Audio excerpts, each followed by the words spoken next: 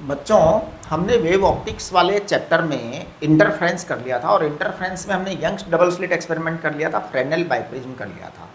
अगर आपको उसमें कोई डाउट होता है तो जूम सेशन में डिस्कस कर सकते हो, राइट। चलिए अभी अपन है ना छोटी छोटी कुछ 4-5 बातें करेंगे, उसके बाद में हम डिफ्रैक्शन का टॉपिक चालू करेंगे, राइट। देखिए सबसे पहले जो मैं बात करने जा रहा हूँ वो मैं बात करने जा रहा हूँ ऑप्टिकल पाथ और इक्विवेलेंट पाथ। ऑप्टिकल पाथ और इक्विवेलेंट पाथ।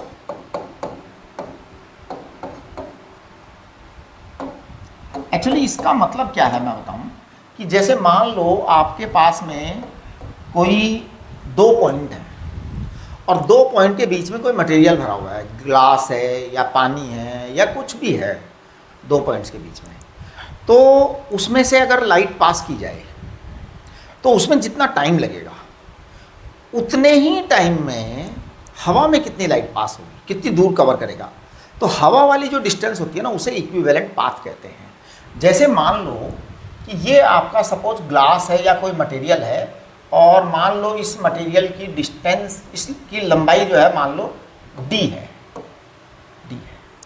तो अगर ये d है, यहाँ से एक रे ऑफ लाइट आ रही है, इसमें एंटर करा और निकल गई सीधी, इसका रिफ्रैक्टिव इंडेक्स म्यू है। तो इसमें टाइम कितना लगेगा, तो देखिए मैं इसको टाइम बोल देता हूँ t। तो t is time taken to cover distance d in time taken to cover distance d in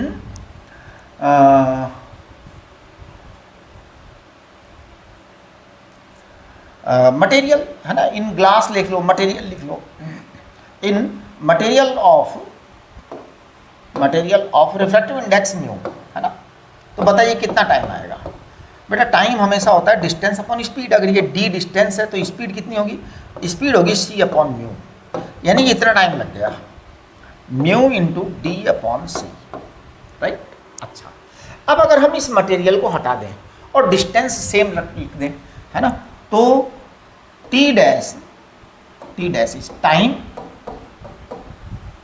taken, या नहीं हम t डैश क्यों लेंगे, इसका टाइम हमें तो जरूरत ही नहीं है ना। हम तो इतनी ही देर में हवा में कितनी डिस्टेंस ट्रेवल होगी वो बात करें, है ना। हाँ, तो देखिए व्हाट डिस्टेंस अ रे of light covers in same time in air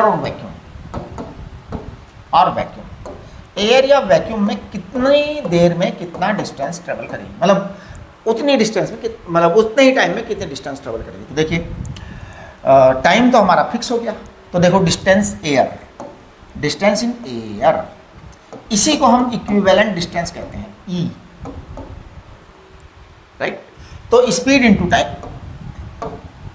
rule यही होता है ना बेटा, distance equal to speed into time.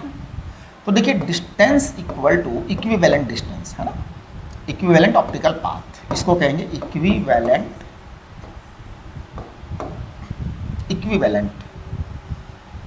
Optical path. Equivalent optical path is speed into time. तो स्पीड है आपकी c, टाइम है आपका ये mu into D upon C. इसका मतलब ये म्यू इंटू डी आया, इसी का नाम ऑप्टिकल पाथ है। इसका मतलब ये होता है कि अगर ये d थिकनेस की कोई मटेरियल पीस है तो उसमें से लाइट पार करे तो उतनी ही देर में इतनी लाइट हवा में चलेगी, राइट। तो एयर डिस्टेंस ये होगी, है ना। तो एक्चुअली हम ये कह सकते हैं कि ऑप्टिकल पाथ और equivalent optical path is distance in vacuum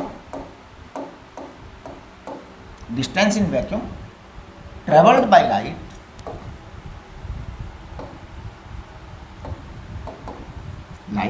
in the same time interval in the same time interval of time in which it is covering a distance in material medium.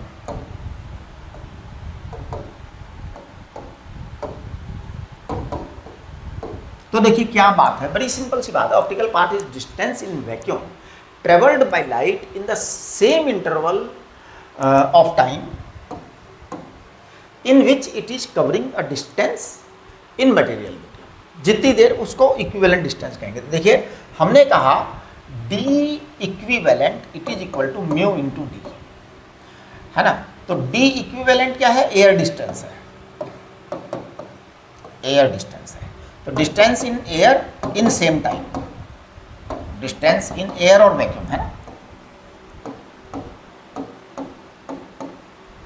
Vacuum in time से capital D, right. और D mu, D क्या है, D is the distance in medium in time T. Time दोनों का same होगा, ठीक है ना. ये आपको करना पड़ेगा, राइट. तो ये चीज़ हो गई आपकी. चलिए अब हम जरा आगे की बात करते हैं. तो जब ये चीज़ हो गई है तो मैं एक आपको एग्जांपल देता हूँ कि जैसे putting a thin film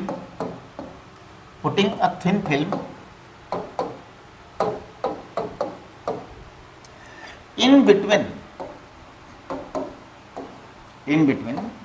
path of putting a thin film in between path of a putting a thin film in between path of a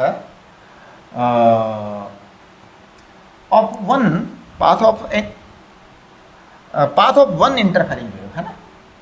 path of one interfering wave. इसका मतलब क्या है कि भाई इंटरफेरिंग के लिए दो वेव चाहिए. हम किसी एक वेव के पाथ में कुछ थिन फिल्म रख देंगे, फिर देखते हैं क्या होता है. Putting a thin film in between path of one interfering wave.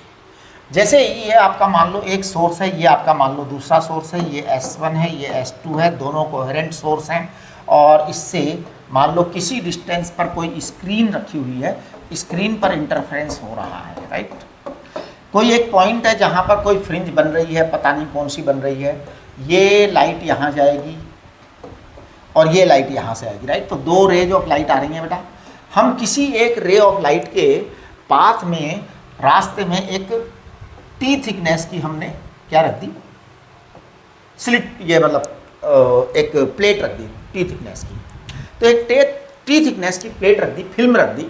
और ये फिल्म किसी भी मटेरियल की हो सकती है, प्लास्टिक, ग्लास, ग्लिसरीन, कांच, जो मर्जी आप करिए. थिकनेस टी है. इसका रिफ्रैक्टिव इंडेक्स म्यू है, म्यू रिफ्रैक्टिव इंडेक्स है. तो देखिए in presence by putting this thin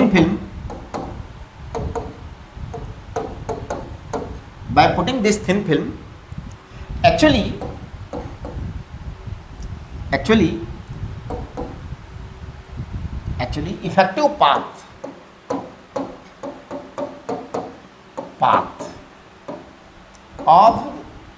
effective path of that ray increases. ये बड़ी इंपॉर्टेंट बात है. इफेक्टिव पाथ ऑफ दैट रे increases in which path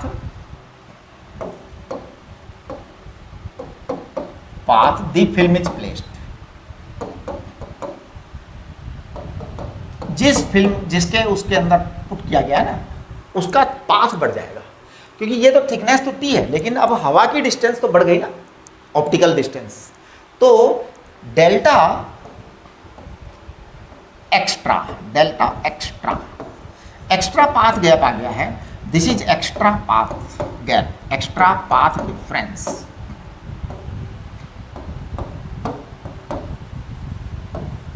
it is equal to आपका म्यू डी माइनस डी होगा। ध्यान दीजिए, इस बात को समझिए। जब ये फिल्म यहां पर नहीं थी, जब म्यू इंटू डी, तो इसको हम लिखेंगे म्यू टी माइनस टी, ये आएगा। म्यू टी आपका एक्स्ट्रा ऑप्टिकल पाथ है और डी आपका पहले से ही था। आप समझिए, जब ये थिक फिल्म यहाँ पे नहीं थी, जब ये थिन फिल्म यहाँ पे नहीं थी ना, हटा दिया इसको, तो केवल हवा थी। हवा थी तो लाइट हवा में से जा रही थी। अब आपने इसको रख दिया, तो इसका मतलब है कि ये लेंथ बढ़ गई है। आपने बढ़ा दिया, डी लेंथ बढ़ गई और एक्स्ट्रा आ गया है। तो this extra path difference delta extra है आपका टी कॉमन म्यू माइनस 1, इतना एक्स्ट्रा आ गया। इस एक्स्ट्रा पाथ डिफरेंस में क्या होता है कि ये जो लाइट है ये थोड़ा ज़्यादा चलती है। ज़्यादा चलती है तो ये जो स्लिट है ना, जो यहाँ बन रही होती है वो कहीं और जाकर के बनती है, थोड़ा ऊपर हट जाता है। कि इसके लिए हमें ये थोड़ा सा मतलब यहाँ के बजाय एक तरीके से वहाँ पहुँच गई ये वाली रे, जो रे पहले यहाँ पहुँच रही थी, क्योंकि लंबाई बढ़ गई, तो इफेक्टिवली ये रे जो है ना यहाँ के बजाय वहाँ पहुँच जाती है। ऐसे होता है। तो इसका मतलब थोड़ा सा बढ़ गया, तो एंटायर फ्रिंज पैटर्न जो है वो उधर शिफ्ट हो जाता है जिधर ये हमने फिल्म पट की है। तो ध्यान दीजिए, जिधर हमने फिल्म छोड़ी है उधर ही आपका एंटायर फ्रिंज पैटर्न शिफ्ट हो जाता है due to this extra path difference.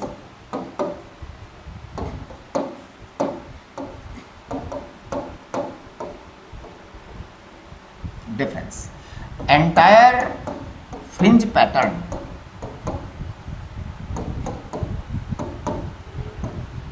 due to this path difference, entire fringe pattern shifts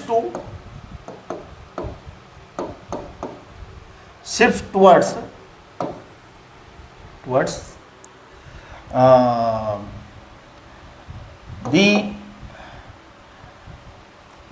the side in which film is placed। जैसे अगर आपने ऊपर रखा है तो सारा का सारा ऊपर शिफ्ट हो जाएगा, नीचे रखा है तो सारा का सारा नीचे शिफ्ट हो जाएगा। तो suppose if total number of n fringes are shifting from the order position। अब इसका मतलब समझिए क्या है कि जैसे मान लो ये आपकी पहले वाली पोजीशन थी जब ये थिन फिल्म नहीं थी, तो आपका सेंटर यहाँ था, आपका सेंटर पॉइंट यहाँ था ना वो। अब जब हमने फ्रिंज रख दी तो ये सारा का सारा उधर खिसक जाएगा, है ना। और ये सारा का सारा जब उधर खिसक जाएगा तो मान लो आपका यहाँ से n फ्रिंजें ऊपर खिसक गई, जो सेंटर वाली थी वो यहाँ आ गई, यानी नया सेंटर डेवलप हो गया। जहाँ पे पाथ डिफरेंस 0 होगा वो अलग जगह होगी। पहले यहाँ पर पाथ डिफरेंस 0 हो रहा था। देखिए पहले आपका सीन ये था, मैं इसको अलग कलर से बना रहा हूँ। पहले का हाल ऐसा था कि दोनों बराबर डिस्टेंस कवर करके आ रही थी, तो यहाँ भी 0 पाथ डिफरेंस था। इधर के डिस्टेंस बराबर थी, तो पाथ डिफरेंस कितना था? 0 था। तो यहाँ पे 0 ऑर्डर फ्रिंज बन रही थी।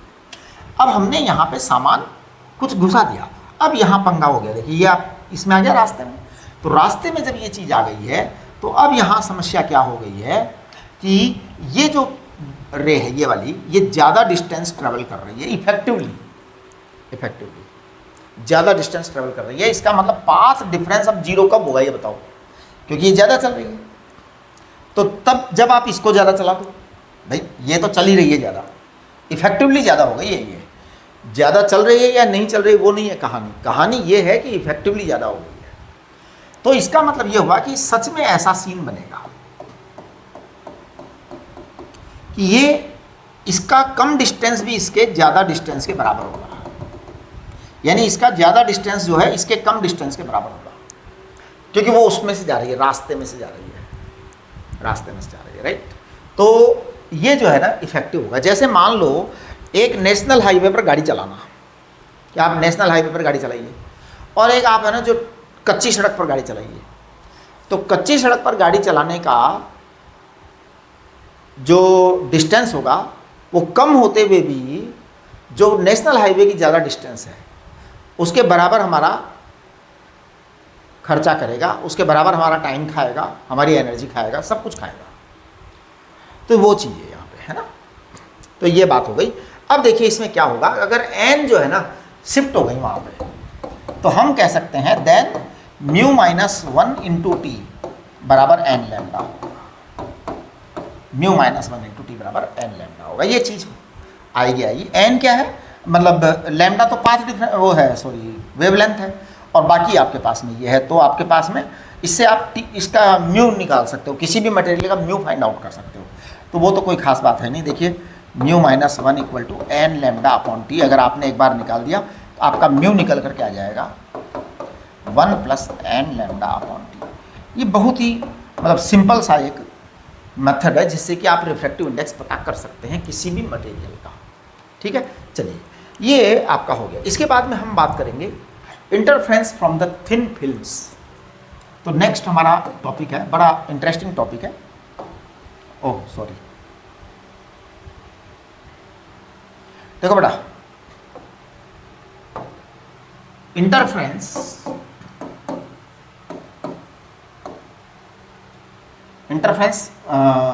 Due to thin film. देखिए जैसे एक बहुत ही कॉमन सी बात आपने देखी होगी बहुत बार, कि आपने अगर किसी पानी में थोड़ा सा तेल बहा दिया, जैसे आप पानी में एक बूंद तेल की डाल दो और फिर तेल को लाइट में देखो, आपको क्या दिखाई देता है? आपको बहुत सारा चमकदार जो है ना कलर्स दिखाई देंगे। ये कैसे हुआ? ये इंटरफेरेंस है। तो आपने जैसे मान लो कोई नाली में पानी बह रहा है, अब आपने उसमें थोड़ा सा कोई ऑयल या सपोज केरोसिन डाल दिया या स्प्रीट डाल दी, कुछ भी डाल दिया उसके अंदर जो उसके ऊपर तैरे पानी के ऊपर, फिर आप उसके ऊपर लाइट अगर डाल करके देखें ना, वाइट लाइट, तो आपको अलग अलग कलर दिखाई देंगे। This is interference. ये इंटरफेरेंस के कारण हो रहा है। तो होता क्या है, जैसे मान लो ये आपकी थिन फिल्म है। देखिए अब ये थिन फिल्म पता है कैसी होती है? ये थिन फिल्म जो होती है बहुत ही पतली होती है, बहुत ही पतली होती है। इवन ये इसका जो ऑर्डर होता है ना वो 1 एंगस्ट्रॉम, 2 एंगस्ट्रॉम या 10 एंगस्ट्रॉम तक का होता है। मतलब बहुत ही पतली फिल्म होती है। ये मैं इतना बड़ा बना रहा हूँ जानबूझ करके दिखाने के लिए आपको, नहीं तो अगर मैं अभी इसमें 10 एंगस्ट्रॉम या 50 एंगस्ट्रॉम बनाने लग जाऊँगा ना तो आपको दिखाई देना बंद हो जाएगा। राइट, ये टी है थिकनेस। ओके, अब मान लीजिए आपके यहाँ से रे ऑफ लाइट आ रही है। अब देखो क्या क्या घटना घटित हो रही है। यहाँ से ये नॉर्मल है बेटा, राइट। होता क्या है कि ये जो रे ऑफ लाइट आती है, जैसे मैंने आपको बताया कि ऐसा कोई मटेरियल इस दुनिया में नहीं है, कोई भी मटेरियल इस दुनिया में नहीं है जो 100% रिफ्लेक्ट कर दे और 100% रिफ्रैक्ट कर दे। नहीं, कुछ रिफ्लेक्ट होगा, कुछ रिफ्रैक्ट होगा। तो देखिए रिफ्लेक्शन वाली लाइट तो यहाँ आ जाएगी सीधा, और ये एंगल कितना बनेगा? आई ही बनेगा, आई ही बनेगा। करेक्ट। ओके, यहाँ से जो रिफ्रैक्शन होगा वो अंदर जाएगी रे, और अंदर जाएगी ये नॉर्मल के क्लोज, ये नॉर्मल के क्लोज होगी। इसे हम कहेंगे आर, इसे हम क्या कहेंगे? आर कहेंगे। ओके, अच्छा अच्छा। अब देखिए इसको हम वापस अगर यहां पर हम बात करते हैं तो फिर इस पॉइंट पर दो घटनाएं घटित होंगी। कुछ हिस्सा बाहर निकल जाएगा, कुछ हिस्सा वापस लौट जाएगा। तो देखिए क्या हो रहा है, यहां से ये जो है ना रिफ्लेक्शन होगा कुछ लाइट का, तो रिफ्लेक्टेड लाइट यहां आएगी, लेकिन रिफ्लेक्टेड लाइट ऐसे निकलेगी। ये वाला एंगल आपका वही होगा जो वहां हुआ, या कुछ और हो जाएगा, या कुछ और हो जाएगा, जो भी होगा, है ना। मान लो पानी है तो थोड़ा सा डिफरेंट हो जाएगा। ठीक है, ओके। अब ये वाली जो रे यहां आई है ये ऐसे जाएगी, सॉरी मतलब उसके पैरेलल जाएगी, पहले वाली के ऐसे जाएगी। राइट, अच्छा। अब यहां पर जो रे आई थी इसमें से कुछ पार्ट यहां पे रिफ्लेक्ट होगा,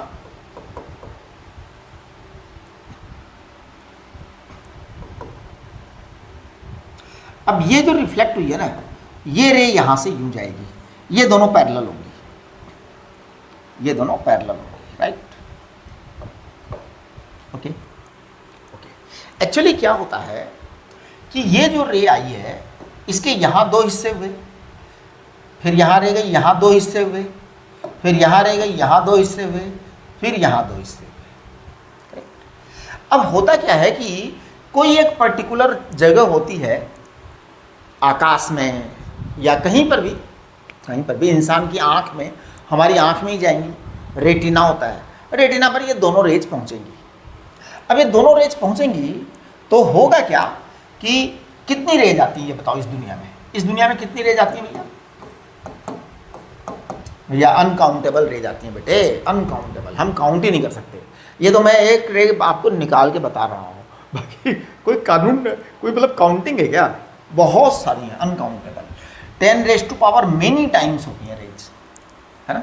तो हमारा जो रेटिना का पॉइंट है ना, उस पर एक रे कभी कभी ऐसा होता है, एक रे तो ये वाली पहुंच जाती है और एक रे इसके अंदर से कहीं से वो होकर के आ रही होती है, यहाँ से जाकर फिर वापस आ रही होती है यहाँ पे, तो वो दो रेज पहुंच जाती हैं। जब किसी जगह पर दो रेज पहुंच जाती हैं एक साथ, तो फिर पता है ये वाला जो है ना, ये पाथ अलग है, और ये पता है कितना पाथ है, ये μ/t है।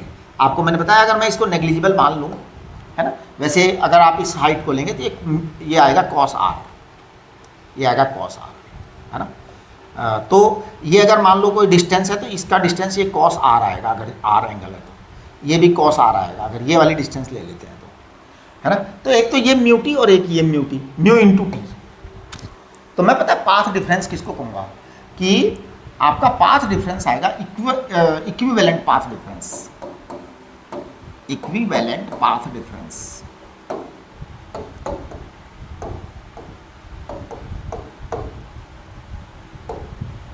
ये आएगा twice μt into cos r। ये बात बहुत ही इंपॉर्टेंट बात है, twice μt into cos r। तो हुआ क्या है कि इस रे जो एकदम डायरेक्ट निकल गई और एक रे यहाँ से निकल गई। तो ध्यान दो, कुछ रे ऐसी भी होगी जो यहाँ आएगी, कुछ रे ऐसी भी होगी जो यहाँ आएगी, कुछ रे ऐसी भी होगी जो यहाँ आएगी, यहाँ आएगी, यहाँ आएगी, यहाँ आएगी, यहाँ आएगी, अलग अलग जगह रे आएंगी। तो यहाँ पर अगर मान लो आपकी आँख है इस रे पर आपकी आँख है, तो बेटा यहाँ से जो रे आकर के यहाँ जाएगी और फिर यहाँ आएगी, तो ये एक तरीके से दो रेज बन गई, एक यहाँ से गई और एक यहाँ से घूम के आ गई। तो यानी आपकी आँख में दो रेज पहुँच गई एक ही पॉइंट पर, तो इंटरफ्रेंस होगा, और जब इंटरफ्रेंस होगा तो उसका इक्विवेलेंट पाथ डिफरेंस इतना आएगा। मैंने आपको बताया था कि अगर रिफ्लेक्शन हो रहा है डेंसर मीडियम से, रिफ्लेक्शन डेंसर मीडियम से, तो λ/2 का एडिशनल पाथ डिफरेंस आ जाता है, लेकिन रिफ्रैक्शन में कोई पाथ डिफरेंस नहीं आता। तो मैं कहूँगा फर्स्ट फॉर रिफ्लेक्टेड लाइट जिसका रिफ्लेक्शन हुआ है, reflected light, delta is net path difference, delta is equal to net path difference. कितना होगा जी? रिफ्लेक्टेड लाइट की बात कर रहे हैं, तो ये आएगा बेटा delta equal to twice μt cos r, minus या प्लस लगा दो, कुछ भी लगा दो, है ना। हाँ, तो आप ऐसा करिए प्लस लगा दो λ/2, ये जो है ना पाथ डिफरेंस आएगा, और यही पाथ डिफरेंस जो है इंटरफ्रेंस पैदा करेगा। अब ये दो तरह से कर सकता है, अगर ये डिफरेंस लैम्डा का मल्टीपल आता है तब तो कंस्ट्रक्टिव इंटरफ्रेंस करेगा, और अगर लैम्डा का उल्टा आता है तो फिर ये डिस्ट्रक्टिव करेगा। ये रिफ्लेक्टेड लाइट की बात हो रही है, रिफ्लेक्टेड लाइट की बात। तो देखिए, for the reflected ray of light, for the reflected ray of light,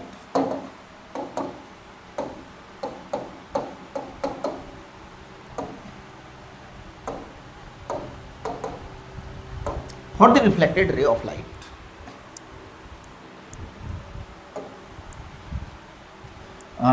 for constructive interference. Constructive माने ब्राइट फ्रिंज और कंस्ट्रक्टिव इंटरफेरेंस। तो कंस्ट्रक्टिव इंटरफेरेंस के लिए डेल्टा आएगा आपका twice mu T plus lambda by 2 twice mu T cos R, twice mu T cos R. वैसे cos R को 1 लेते हैं, कॉस आर को 1 लेते हैं क्यों बहुत बहुत बहुत कम होता है। तो प्लस माइनस लैम्डा बाई 2 लिख सकते हो आप, इसको प्लस लैम्डा बाई 2 लिख सकते हो, वहाँ पर आप लिख सकते हो इसको एन लैम्डा।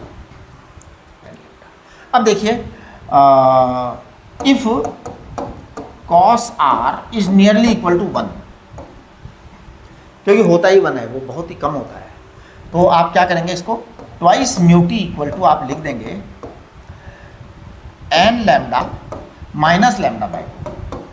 अब यहाँ पर ये आ जाएगा 2n माइनस 1 लैम्डा बाई 2। लेकिन एक बात ध्यान रखिएगा, हम यहाँ पर अब n की जो शुरुआत करेंगे ना वो 1 से करेंगे, 0 से नहीं करेंगे, 0 से नहीं करेंगे, 1 से स्टार्ट करेंगे। आप 1 से स्टार्ट करेंगे, राइट। चलिए ये आपका कंस्ट्रक्टिव इंटरफेरेंस होगा। डिस्ट्रक्टिव इंटरफेरेंस के लिए क्या होगा, फॉर डिस्ट्रक्टिव। डिस्ट्रक्टिव का मतलब दिखाई नहीं देगी, यानी वो पर्टिकुलर लाइट आपको दिखाई नहीं देगी, डिस्ट्रक्टिव। For destructive interference. अब देखो डिस्ट्रक्टिव इंटरफेरेंस में क्या होने वाला है, डिस्ट्रक्टिव इंटरफेरेंस में होने वाला है twice mu T plus lambda by 2 it is equal to 2n plus 1 lambda by 2। ये होने वाला है, ये होने वाला है। अब देखिए इससे क्या वो होगा आपका कि आपका लैम्डा लैम्डा कैंसिल हो जाएगा इधर से, यानी कुल मिलाकर के डिस्ट्रक्टिव इंटरफेरेंस की कंडीशन ये बनेगी 2 mu T equal to N lambda. अब आप इसको 2 म्यू टी कॉस आर भी कह सकते हैं।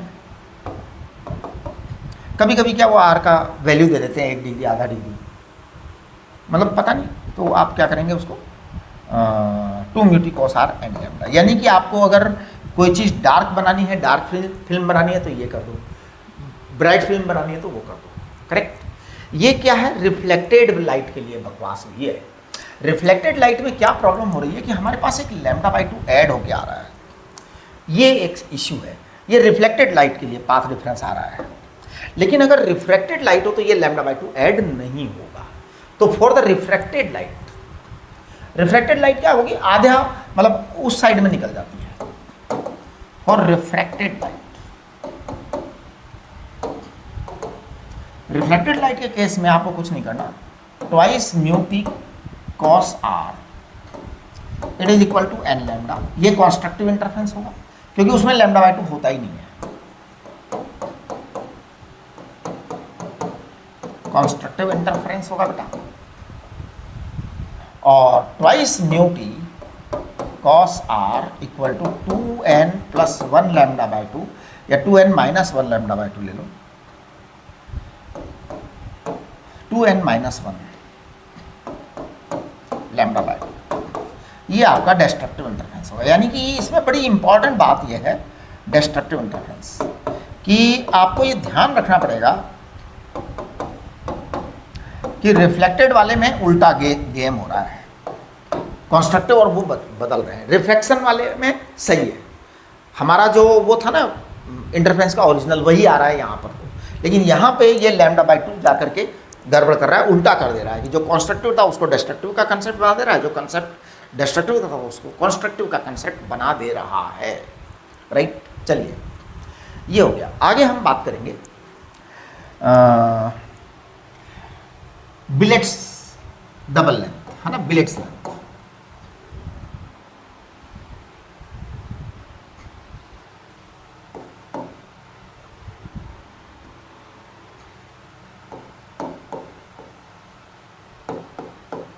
Billets lens says, billets lens says.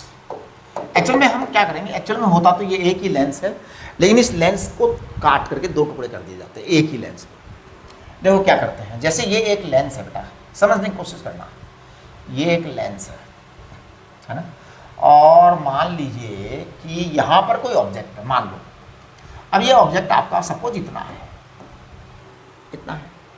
अब आपकी इसकी इमेज बनेगी इधर की तरफ, तो सपोज इस तरह का सीन बन रहा है कि एक रे इधर आ रही है, एक रे इधर आ रही है। अब जो इधर रे आ रही है वो तो सीधी चली गई, और जो इधर रे आ रही है वो यहाँ आ गई। मान लो आपकी इमेज यहाँ बन गई, राइट। ये तो एक काम हो गया आपका। अब अगर मैं ये जो लेंस है ना, इसको यहाँ से काट दूँ और काट करके उसको ऊपर उठा दूँ दोनों तरफ में, और फिर मैं ऐसा काम करूँ, देखना जरा, चेक करना।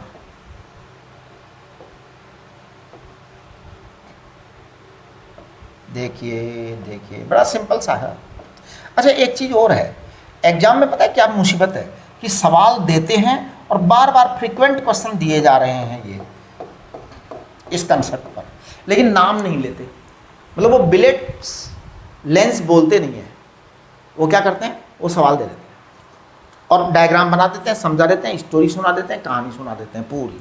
अब देखिए क्या होता है, अगर मान लो यहाँ आपने एक ऑब्जेक्ट रखा, तो ये काटने से पहले वाला एक ऑब्जेक्ट है। अब अगर हमें ये जो डिस्टेंस दे रखी है, इसको मैं अगर डी नॉट कह दूँ, यहाँ से लेके यहाँ तक की डिस्टेंस, इस डिस्टेंस का नाम मैं डी नॉट कर दूँ कि भैया ये डी नॉट है। तो सोचो डी नॉट है तो क्या होगा कि ये अब जो नया लेंस का टुकड़ा बना है, तो ये ऊपर वाले टुकड़े की प्रिंसिपल एक्सिस ये होगी और नीचे वाले टुकड़े की प्रिंसिपल एक्सिस ये होगी। हम क्या करते थे, इसको कह देते थे u और इसको क्या कह देते थे, v कह देते थे। फिर हम m को क्या कहते थे, m को कहते थे हम v अपॉन u, और इसको कह देते थे size of image upon size of object, ऐसा हम कह देते थे ना। आज हम ऐसा ही करेंगे, बिल्कुल एग्जैक्ट। और पता है क्या करेंगे, ऑब्जेक्ट इसको मानेंगे। देखो मैं इसको थोड़ा ब्लैक कलर से बना देता हूँ। ऑब्जेक्ट इसको मानेंगे बेटा। अब ये ऑब्जेक्ट बताइए, इसकी प्रिंसिपल एक्सिस से ऊपर वाले की प्रिंसिपल एक्सिस से कितना दूर है, ऊपर वाले की प्रिंसिपल एक्सिस से d0/2 है।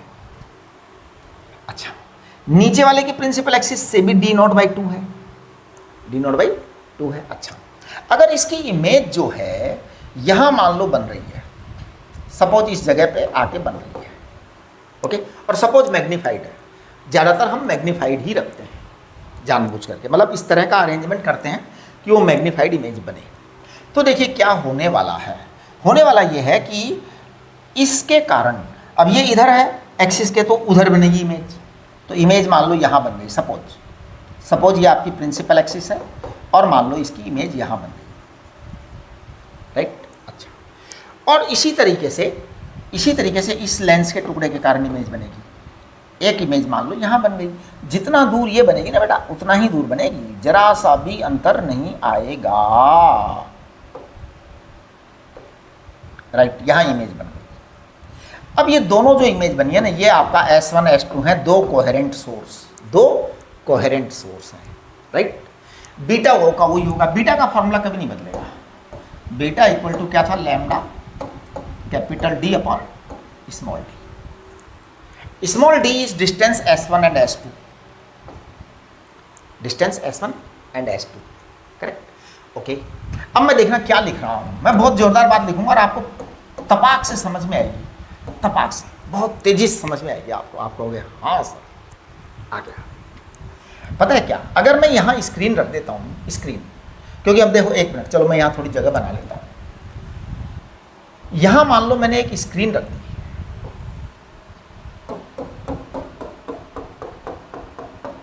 अब देखिए होगा क्या, टेक्निकली ये दोनों जो सोर्स है ना, ये दोनों कोहेरेंट सोर्स हैं। तो अब यहाँ इन दोनों कोहेरेंट सोर्सेज के कारण क्या होगा, इंटरफेरेंस होगा। अच्छा जी, अगर ये वाली डिस्टेंस मैं d मान लूँ, यहाँ से लेके यहाँ तक की कैपिटल D है, अगर कैपिटल D है, ये डिस्टेंस v है, ये डिस्टेंस क्या है, v है, और ये डिस्टेंस क्या है, u है। सोचो, है ना, पोजीशन ऑफ द ऑब्जेक्ट और ये पोजीशन ऑफ द इमेज है, ये दोनों सोर्स इमेज है, ओके। तो मैं क्या कहूँगा, मैं कहूँगा lambda capital D upon small d। आपके क्वेश्चन जो आया है ना, उसके अंदर उन्होंने क्या कर रखा है, क्वेश्चन आया होगा या आएगा, उसमें मान लो वो ऐसा कर देते हैं, कैपिटल D ये है, कैपिटल D ये है, तो अब आपकी एक्चुअल D आएगी ना, वो ये आएगी, और ये आएगा आपका D minus V, okay, because this is V और वो d माइनस वी है, तो d माइनस वी को लेना है आपको, because we have to take the distance from the sources, हमें सोर्सेज से डिस्टेंस लेनी है।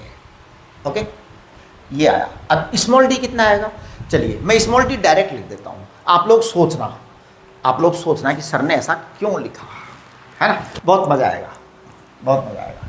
मैं डायरेक्ट लिख रहा हूँ,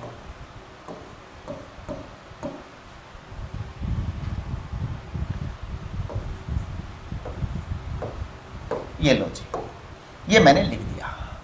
अब आप लोग सोचना कि सर ने ऐसा क्यों लिखा, ठीक है, और फिर हम डिस्कस कर लेंगे जूम सेशन में, आपको समझा देंगे हम कि ऐसा इसलिए लिखा, ठीक है। ये हमने मिटा दिया इसको। चलिए अब हम अगले बात कर रहे हैं। देखो एक्चुअली पता है क्या होता है, एग्जाम में होता क्या घटना है, और एग्जाम में घटना क्या घटित होती है कि वो देते सब कुछ है, एक स्टोरी बना देंगे, एडवांस वाले लंबी चौड़ी कहानी बना देंगे, और फिर आपको कहेंगे ये जाओ, है। अब वो नाम नहीं बोलेंगे बिलेट्स लेंस, अब लेकिन है तो बिलेट्स लेंस, कभी बोल भी दें, कोई भरोसा नहीं ना। चलिए अब आगे हम बात, और टुकड़ा क्या है, तोड़ा है लेंस को, क्या किया है यार, कोई तीर थोड़ी मार दिया बहुत बड़ा। ये अंग्रेज लोग थे ना, अंग्रेज लोग जो अपने इंडिया वाले, तो पता है क्या होते हैं, इंडिया वाले एक दूसरे से लव नहीं करते।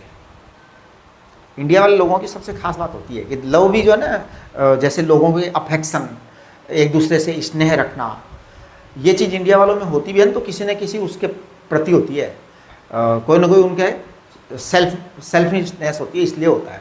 नहीं तो इंडिया वाले लोगों में अफेक्शन और लव पता नहीं क्यों इतना कम है।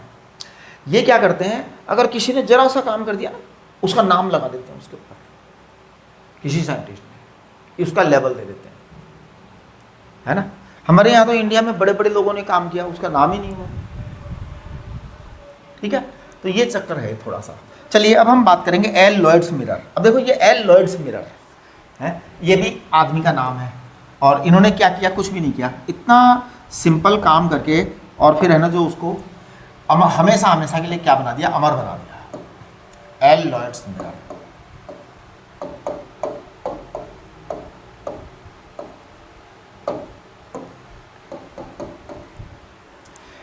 कुछ नहीं है, देखो मैं बताता हूं, जैसे मान लो यहां पर हमने एक मिरर रख दिया, प्लेन मिरर, है ना। एक बार मैं जरा सीधा मिरर बनाऊं, मेरे से चल मैं सीधी लाइन कोशिश करके भी नहीं बना पाता मैं। ये आपका एक प्लेन मिरर है, करेक्ट। अब आपका यहां पर एक सोर्स है बेटा, मैंने थोड़ा एक सोर्स इधर की तरफ रख दिया ना, S, monochromatic source of light, और ये एक मिरर है। ओके, मान लेते हैं कि ये मिरर जो है उसका सीन ऐसा है कि ये सोर्स से ये वाली हाइट मान लो h है, राइट, और ये वाली डिस्टेंस जो है, सॉरी, ये वाली डिस्टेंस d है, हाँ? मिरर की लंबाई कुछ होगी, होने दो, जो भी हो, है ना, उससे कोई फर्क ना पड़ता। अब ये आपका d है और ये आपका h है। अब पता है क्या होता है, ये जो रे यहां आएगी ना, this is ray coming from the source on the mirror, the closest position, है ना, क्लोजेस्ट पोजीशन। ये रे जो आई है ये यहां से रिफ्लेक्ट होगी, पक्का होगी रिफ्लेक्ट, तो उसी सेम एंगल पर। तो पता है क्या होगा, अगर हम इसको ये जो रिफ्लेक्टेड रे है, एक मिनट, अगर ये जो रिफ्लेक्टेड रे है बेटा, इसको हम पीछे की तरफ अगर प्रोड्यूस करें इधर, तो पता है ये ऐसा यहां से आती हुई नजर आएगी। यहां एक सोर्स नजर आएगा जिसको हम कह देंगे एस डैश। अब एक सोर्स ये हो गया, एक सोर्स ये हो गया। अगर ये हाइट h दे रखी है आपको, तो दोनों सोर्सेज के बीच की डिस्टेंस एस डैश कितना हो गया, 2h हो गया, 2h हो गया, करेक्ट। अब क्या होता है, एक रे जो यहां से आती है वो इधर जा रही होती है, सेम टाइम पर एक रे यहां से आती हुई दिखाई देती है। अब अगर आपने मान लो कहीं पर एक स्क्रीन लगा दी, है ना, तो उस स्क्रीन पर इंटरफेरेंस क्रिएट होता है, उस स्क्रीन पर इंटरफेरेंस क्रिएट होता है। अगर मान लो वो स्क्रीन आपने किसी पर्टिकुलर डिस्टेंस कैपिटल D पर रखी है, तो आपका जो बीटा आएगा वो आएगा lambda capital D upon twice H small D, that is lambda capital D upon small D कितना है, स्मॉल डी आपका ये वाला डी नहीं है भैया, ये तो हमने ऐसे ही ले लिया। चलो इस डी को कन्फ्यूजन मिटाने के लिए हटा दो, इसको एक्स लिख दो, नहीं तो तुम कन्फ्यूज हो जाओगे। 2h राइट, हो गया। ये आपका बीटा आ गया। कितनी छोटी सी बात करी इसने, कुछ किया ही नहीं साइंटिस्ट ने, मिरर लगा दिया, उसका नाम दे दिया नहीं, गंदी बात है। अच्छा, अब अपने को इसमें एक छोटी सी चीज़ और बची है। ये एक्चुअल में कोहेरेंट सोर्स बनाने के तरीके हैं और कुछ नहीं है, कोई जोरदार बात नहीं है। अच्छा, एक और बात है, ये एग्जाम में कोहेरेंट सोर्स अलग अलग ढंगों से स्टाइल से बना के दे सकते हैं। एक लाइट इधर से फेंकी, एक लाइट इधर से आई, और यहाँ पे कुछ था, वहाँ पे कुछ था, वो मटेरियल था, इसके मटेरियल से रिफ्लेक्शन हो गया, इसके मटेरियल से रिफ्लेक्शन हो गया, रेज बना दी। अब क्या है कि जिसको कंसेप्ट अच्छे से जिसने बच्चे ने कर रखे हैं, वो तो क्या करेगा कि चाहे कैसे भी बनाए वो तो कर ही आएगा उसको। क्यों? क्योंकि वो पकड़ लेगा जिस बच्चे ने अच्छे से तैयारी की है कि भैया डिस्टेंस ये आनी है और ये कैपिटल डी ये होना है, लैम्डा ये होना है, निकाल लैम्डा तो खैर कोई प्रॉब्लम नहीं। एक्चुअल में ये होता है कि आप पहचानेंगे कैसे कैपिटल डी को और स्मॉल डी को, ये असली बीमारी है। तो ये आपने जब ये सब चीज़ें कर ली तो आपको पता भी लग ही जाएगा। एक छोटा सा टॉपिक और है, न्यूटन्स रिंग।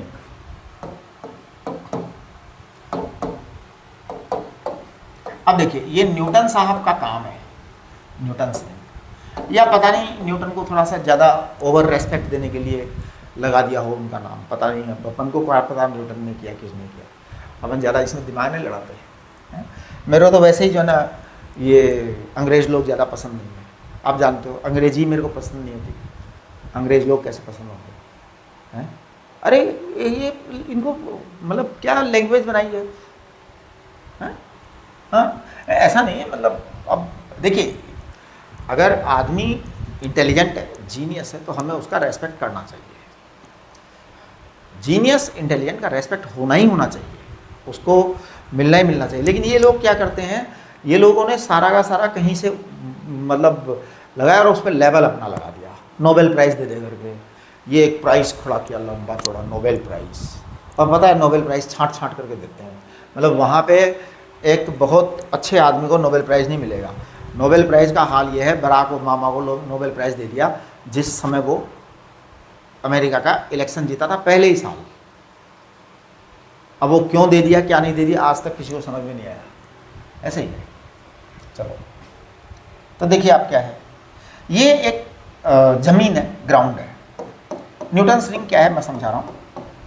ये एक ज़मीन है, ग्राउंड है, इस पर हमने एक प्लेनो कॉन्वेक्स लेंस रख देंगे। प्लेनो कॉन्वेक्स लेंस, देखो अब plano convex lens,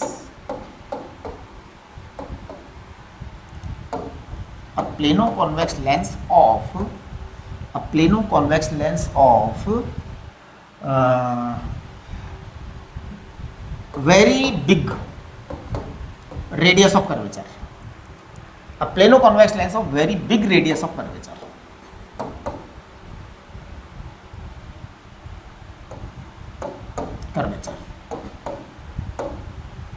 is placed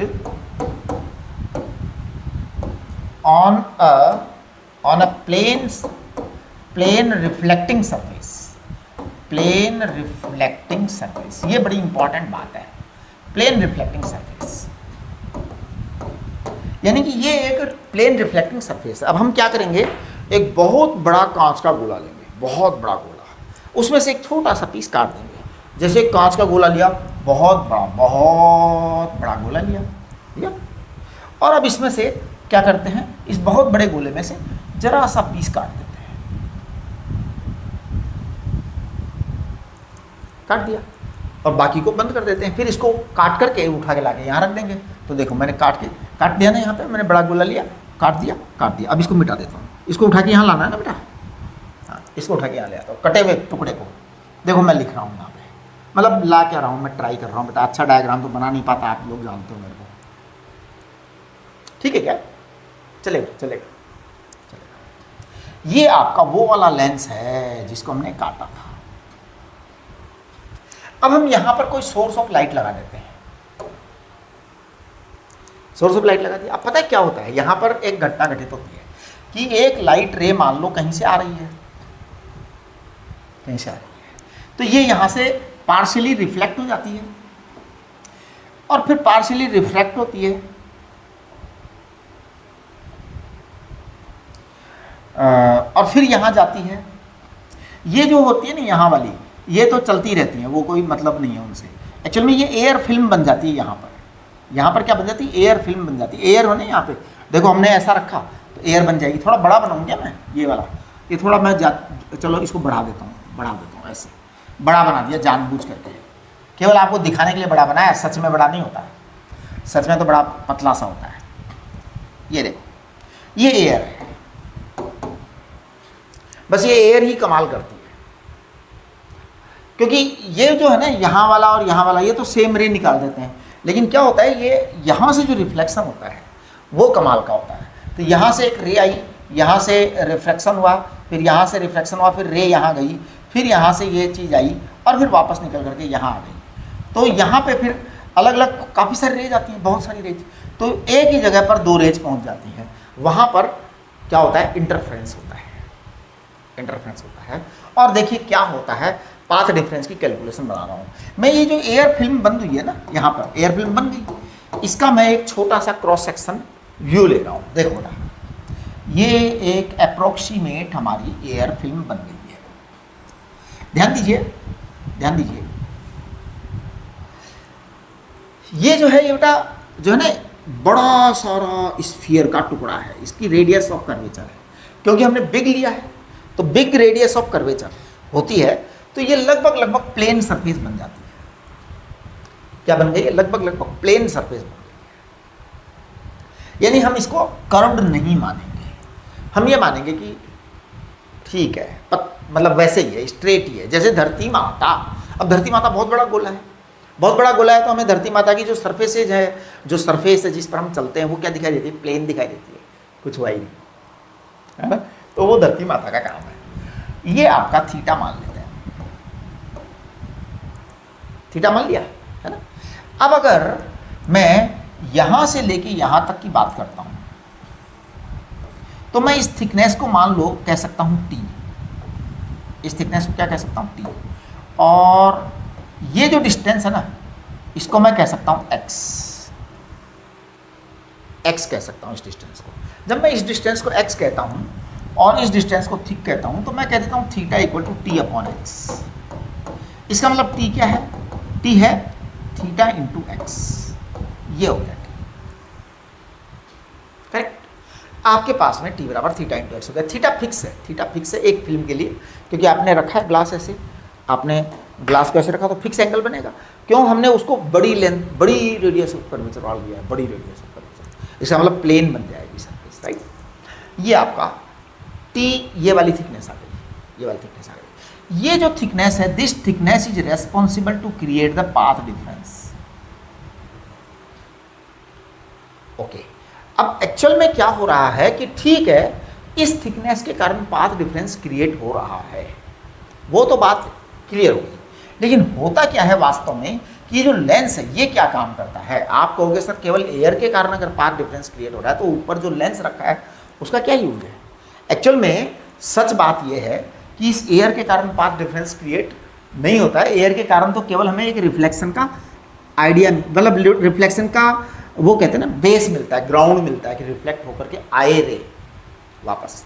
असल पाथ डिफरेंस तो लेंस में ही पैदा हो चुका है और वो लगभग इसके बराबर ही होता है। यानी हम अगर यहाँ पर ध्यान से देखें ना तो ये चीज़ और ये चीज़, ये एक मतलब सॉरी अगर मैं यहाँ से देखूँ तो ये और ये एक सिमिलर ट्रायंगल बन जाता है।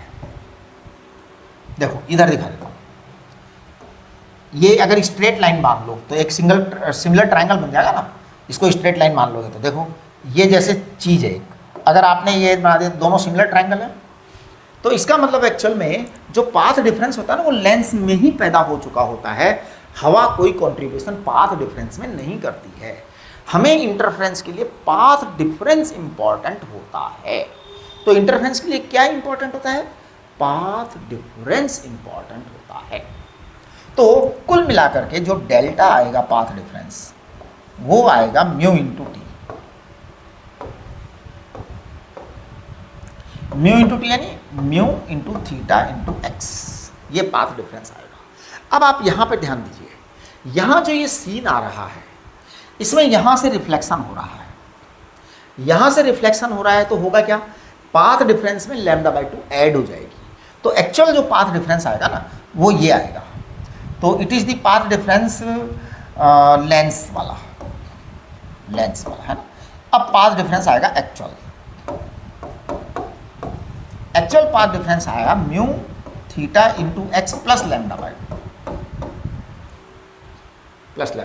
अब आप समझिए, ये एक्चुअल पाथ डिफरेंस तो कंस्ट्रक्टिव इंटरफेरेंस चाहिए आपको, है ना। एक्चुअल में होता क्या है, सच्ची बात कि यहाँ से दिखाई देती हैं काफ़ी सारी रिंग्स ऐसे, इसको न्यूटन्स रिंग कहते हैं, बहुत सारी दिखाई देती हैं। एक डार्क, एक वाइट होती है, फिर डार्क होती है, फिर वाइट होती है, फिर डार्क होती है, फिर वाइट होती है, फिर डार्क होती है, मतलब एक ब्राइट, एक डार्क, एक ब्राइट, एक डार्क, एक ब्राइट, एक डार्क दिखाई देती रहती हैं, राइट। तो देखिए mu into theta x equal plus λ/2 equal to what, n lambda. ये तो आपका कॉन्स्ट्रक्टिव हो गया, यानी ब्राइट रिंग बनेगी यहाँ पे, कॉन्स्ट्रक्टिव इंटरफेरेंस। और यहाँ आपका ये हो गया mu theta into x plus λ/2 होगा, तो देखिए एक्चुअली, और ये होगा 2n प्लस 1 λ/2, ये आपका डिस्ट्रक्टिव इंटरफेरेंस हो गया।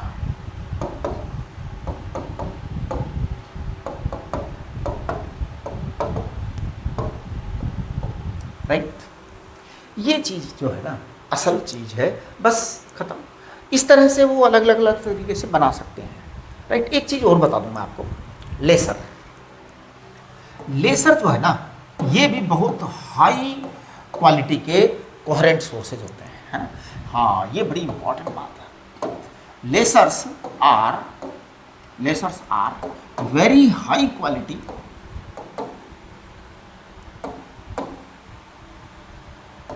कोहेरेंट सोर्सेज, बहुत अच्छी क्वालिटी के कोहेरेंट सोर्स होते हैं। इंडिपेंडेंट लेसर ले सकते हो आप।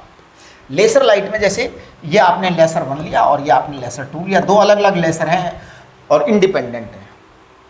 इनकी खास बात ये होती है कि ये बहुत फिक्स फ्रीक्वेंसी वाले होते हैं, इनके वाइब्रेशंस कभी बिगड़ते नहीं हैं और ये बहुत अच्छे कोहेरेंट सोर्सेज होते हैं। अब आप इसके साथ में डायरेक्ट इंटरफेरेंस करा सकते हो, बहुत अच्छा इंटरफेरेंस आता है। लेकिन सवाल ये उठता है, ये लेसर होता क्या है, वो मैं बताऊँ।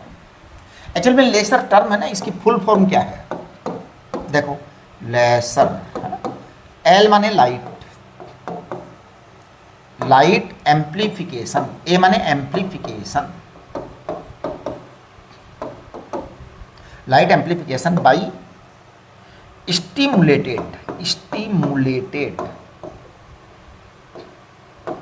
स्टिमुलेटेड एमिशन ऑफ रेडिएशन है ना। रेडिएशन को भी आप कैपिटल आर में लिख दो, है ना, ऑफ रेडिएशन, ये इसकी फुल फॉर्म है, राइट। लाइट एम्प्लीफिकेशन, ए माने कैपिटल ए लिखो, है ना, stimulated emission of radiation. Actually ये बड़ा जो है ना, इसका प्रिंसिपल बड़ा सिंपल है।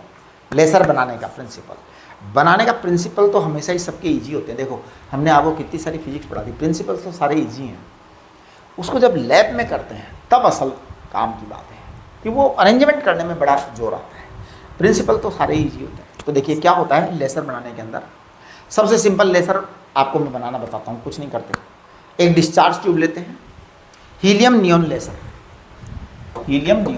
मैं समझा दे रहा हूँ हल्का सा, ये आपके वैसे कोर्स से बाहर की बात हो रही है, हीलियम नियॉन लेसर, लेकिन आपको थोड़ा सा जो है ना समझा देता हूँ। देखिए केमिस्ट्री में आप लोग जो है ना stable state, Meta stable state और एक्साइटेड स्टेट, तीन चीज़ पढ़ते होंगे। Ground state, Meta stable state and excited state, ये तीन चीज़ आप पढ़ते होंगे, ठीक है। तो अब देखिए हीलियम में क्या होता है कि जो ग्राउंड स्टेट होता है और नियोन का जो ग्राउंड स्टेट होता है वो तो अलग अलग होते हैं, उसमें कोई कंपैरिजन ही नहीं, उसके बारे में बात ही नहीं करनी। हम क्या कहना चाहते हैं कि हीलियम के कुछ Meta stable energy levels, helium के कुछ मेटा स्टेबल एनर्जी लेवल्स और नियोन के कुछ एक्साइटेड एनर्जी लेवल्स बराबर होते हैं, बराबर होते हैं। तो हम क्या करते हैं, एक डिस्चार्ज ट्यूब में हीलियम और नियोन दोनों को 10:1 के रेशियो में भर देते हैं, यानी हीलियम 10 और नियोन 1। जैसे 10 अगर एटम हीलियम के तो 10 एटम नियोन के। मान लो आपने जो है ना 10% आपने हीलियम भरी तो 100% आपने हीलियम भरी तो 10% आप नियोन भर दीजिए। ये डिस्चार्ज ट्यूब ले लिया। डिस्चार्ज ट्यूब एकदम पतली होती है, एकदम पतली। अब हम उसको क्या करते हैं, एक ऐसे वोल्टेज पर ले जाते हैं जहाँ जिसके लिए हीलियम का मेटा स्टेबल एनर्जी लेवल और नियोन का एक्साइटेड एनर्जी लेवल दोनों सेम हो जाए। अब देखिए क्या घटना घटित होती है। जो मेटा स्टेबल है उसमें इलेक्ट्रॉन थोड़ा ज़्यादा टाइम तक रुकता है और जो एक्साइटेड स्टेट है उसमें इलेक्ट्रॉन बहुत कम टाइम तक के लिए रुकता है। तो अगर हीलियम का इलेक्ट्रॉन अपनी ग्राउंड स्टेट से एक्साइट भी हुआ, ग्राउंड स्टेट से मेटा स्टेबल में पहुंचा भी, और नियोन का पहुंचा एक्साइटेड में, लेवल सेम है, तो नियोन वाला तो फट से वापस आ जाएगा। अच्छा, उधर उस हीलियम वाले को आने में थोड़ा सा टाइम लगता है। तो पता है क्या हुआ, नियोन ने अपनी वो वाली जो एनर्जी डिफरेंस वाली जो थी वो एनर्जी रिलीज कर दी। अच्छा, थोड़ी देर बाद में क्या करेगा, वो हीलियम वाला भी उसको रिलीज करता है। अब होता क्या है कि हम कुछ इस तरह का अरेंजमेंट करते हैं कि दोनों जो फोटोन बन रहे हैं, दोनों जो एमिशन हो रहा है वो सेम टाइम पर हो जाए। अब क्या करेंगे, हम उनको कलेक्ट कर देंगे तो वो एक तरीके से सेम फ्रीक्वेंसी वाले काफ़ी सारे फोटोन कलेक्ट हो गए एक साथ।